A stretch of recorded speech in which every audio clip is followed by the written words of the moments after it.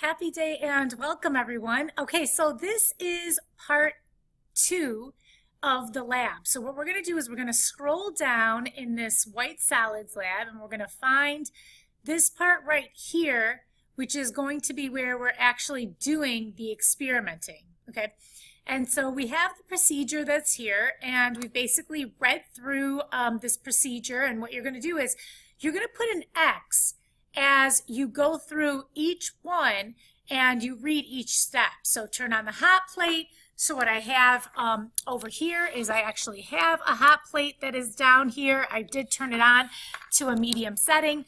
And then it says, take a look at which chemical is at your station.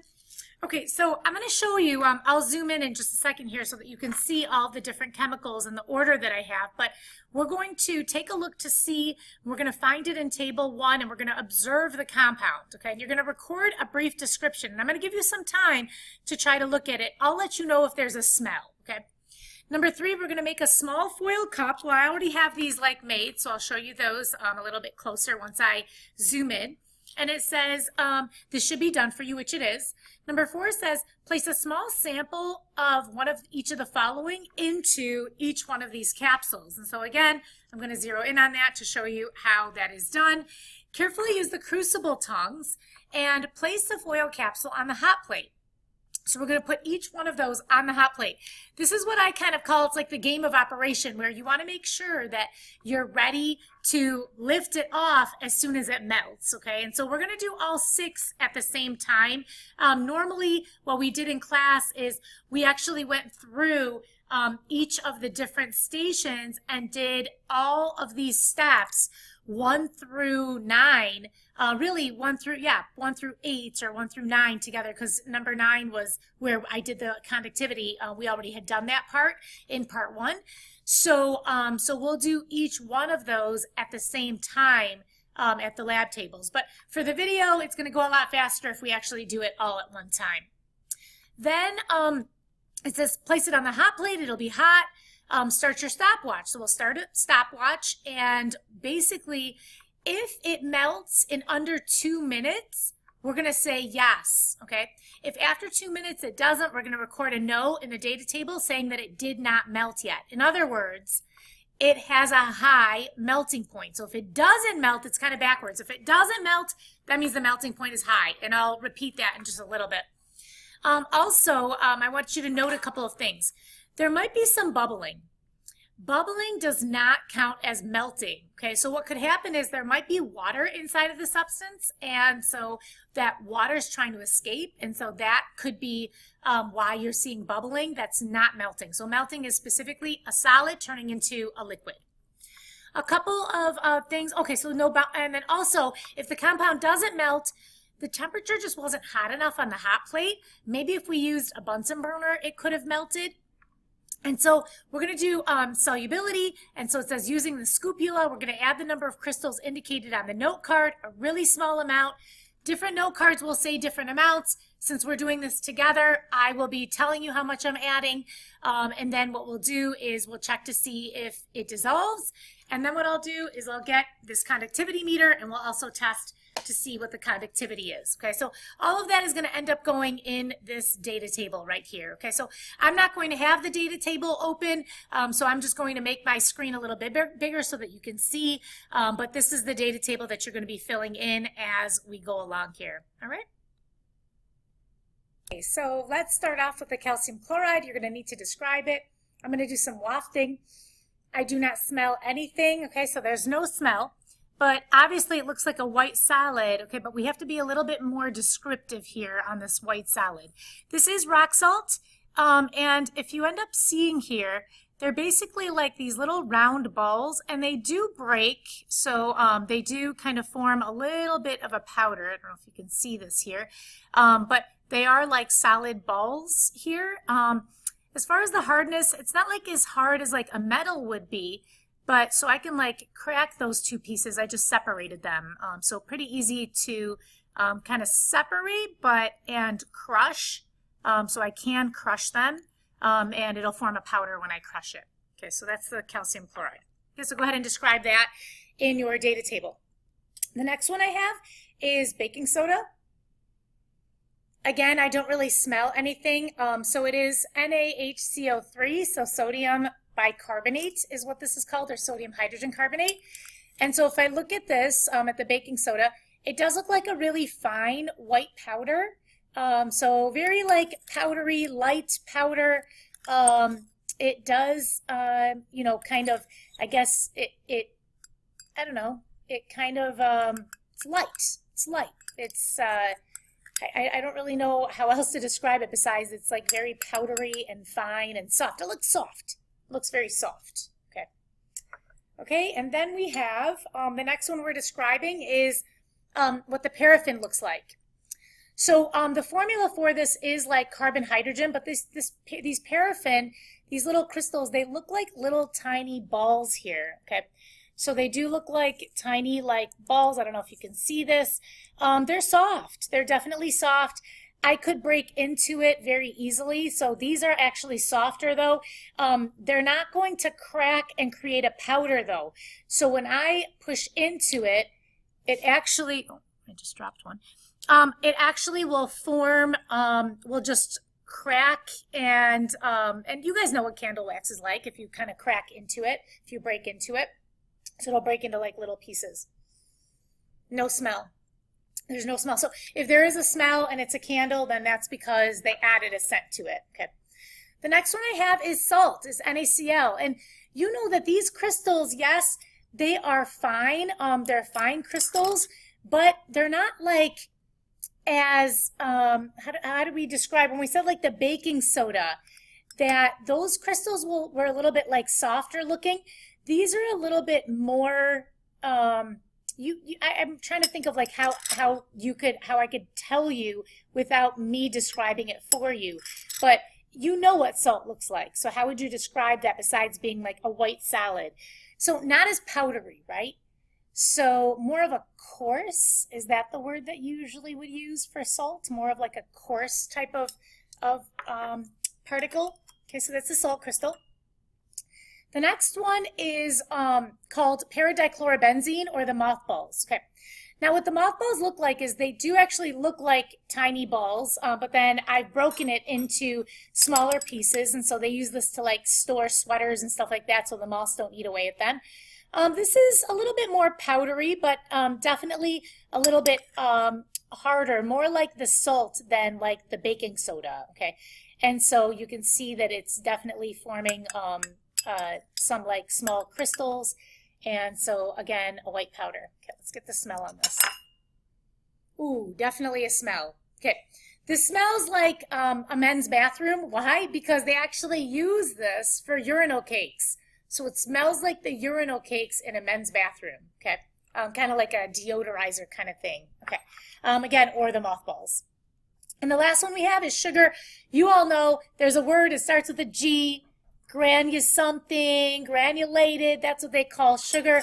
So so again, yes, like kind of like a white powder, but not powdered sugar, right? So this isn't powdered sugar. This is going to be more like a granulated sugar that's inside of here. Okay. All right. So what I'm going to do once you're done describing that, you can go ahead and pause. I'm going to actually fill each one of these to the bottom with the solid.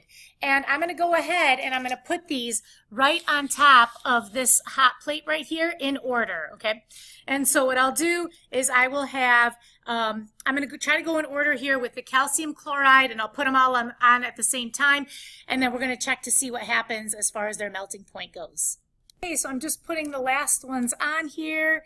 And so I do have these right in order, and I'm starting my timer for 2 minutes. 2 minutes and counting. Okay, and I'm going to keep my, ooh, okay. Paradichlorobenzene, already melted.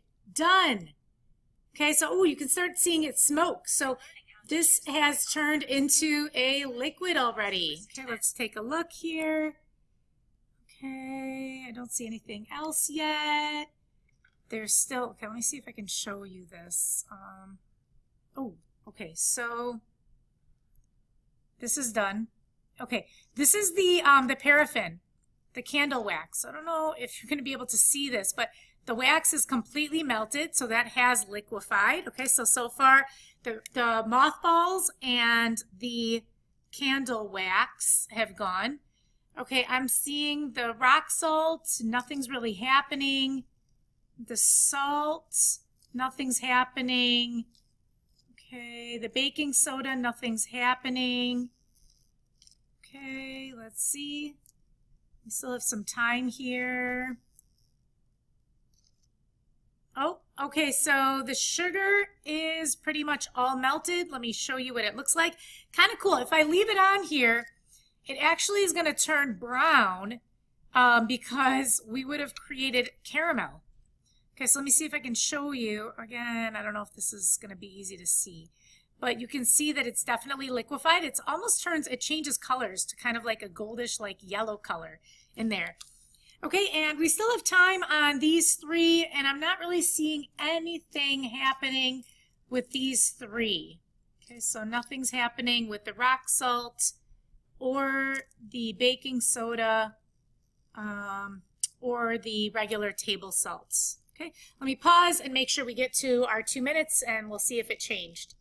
2 minutes, the salt looks exactly the same. Oh, I don't know if you can see this, as it did before. The baking soda just looks like that white powder again. Again, you're gonna have to trust me on this because I don't think you can see it. And also the calcium chloride still looks exactly the same as it did before. Okay, so no change on those. Okay, so we're gonna say those actually have a high melting point. It's not that they won't melt, it's just that on this hot plate, the temperature isn't high enough for those to melt. Okay, so now what we're gonna do is I am going to add a small amount of each one of the solids into a beaker, into a 50 milliliter beaker, and then I'm going to add 20 mils of distilled water to it, and then I'm going to wait 30 seconds and see what happens. Okay, so I'm going to go right in order here, and so I'm just going to add a little bit of this rock salt into the beaker. Okay, so I've added the rock salt into here, and then let's go ahead and add a little bit of the baking soda into this one, and then I'm going to add with my water bottle, I'm going to add 20 mils of distilled water to that one. Okay, and then I have about 5 or so, 6 pieces of this candle wax, and I'm going to add some distilled water to the candle wax. So again, it's about 20 milliliters. Okay, and I'm going to do the same thing for the NaCl. So let's add a little tiny bit of the NaCl into here, and then let's add our water. Okay, again, it's about 20 mils to each one. And then the next one is the paradichlorobenzene. Let's add a tiny bit of that into here. And same thing, I'm going to add 20 mils of water to that one. And the last one is the sugar. Okay, so I'm going to add a little tiny bit of the sugar into this, and then let's add the 20 milliliters of distilled water to that. Okay, so I'm going to give each one of these a stir. So I'm going to stir and show you what happens. So this one is the calcium chloride, and so I did put a pellet inside of there, and it's gone. There is no pellet left anymore. So yes, dissolved. Calcium chloride is a yes. Go ahead in your data table and put a yes for that one. Okay, let's go to the sodium bicarbonate, which is the baking soda. And the baking soda, I do not see any more solid in there. All gone. Solid is all gone. There's no more solid in there. So that is a yes. It did dissolve, so we call that soluble. Okay, the candle wax. Candle wax is a no. I can see that it's still floating right on top, so I'm sure you can probably see. Let me turn it a little bit this way so you can see. They're all still floating right on top, so that's a no. Did not dissolve. The next one is my NaCl, table salt. And table salt did all completely dissolve, so that's a yes. Dissolved, yes. Okay, and now we're on paradichlorobenzene. And paradichlorobenzene, you can see it's all floating right on top again. That is a no. I don't know if you can see this, but it's completely like floating all on top there. You can see those little white crystals floating on top, so that's a no. And sugar is a yes. Sugar's a yes, sorry. Sugar's a yes. Completely dissolved, there's no more solid in there. Sugar is a yes. Okay, and now the last part that we need to fill in is conductivity. So I have this conductivity meter, and so what it's going to do is I'm going to turn it on, and when I turn it on, just push that button, it says 0. It also gives me the temperature. I don't need the temperature, but right on top. The units for this are called microsiemens per centimeter, okay? And what it's going to tell me is the charge or the conductivity of it. And so I'm just going to go right down the list again, and I'm going to put it in a solution, and I'm going to rinse it with water every single time so that I'm not mixing my two solutions, okay? So this one is the rock salt, okay? So let's put it in here for the rock salt, and let's see what it says. Okay, it's looking like about 1800. And so you're going to just estimate it about 1850. We can say 1850. Okay, so go ahead and put 1850 into your data table. That's actually high, okay, for this. This is going to be considered high conductivity. Okay, let's test the next one. And the next one is sodium bicarbonate. So this is the baking soda. Okay, the baking soda is reading. Okay, so the baking soda I have reading around 440. Around 440 on that one. Okay, so about 440. Let's rinse that off. Okay, also considered high. You're going to see why in a second. The next one I have is the candle wax. And the candle wax is saying, oopsie, sorry. Mix this again a little bit.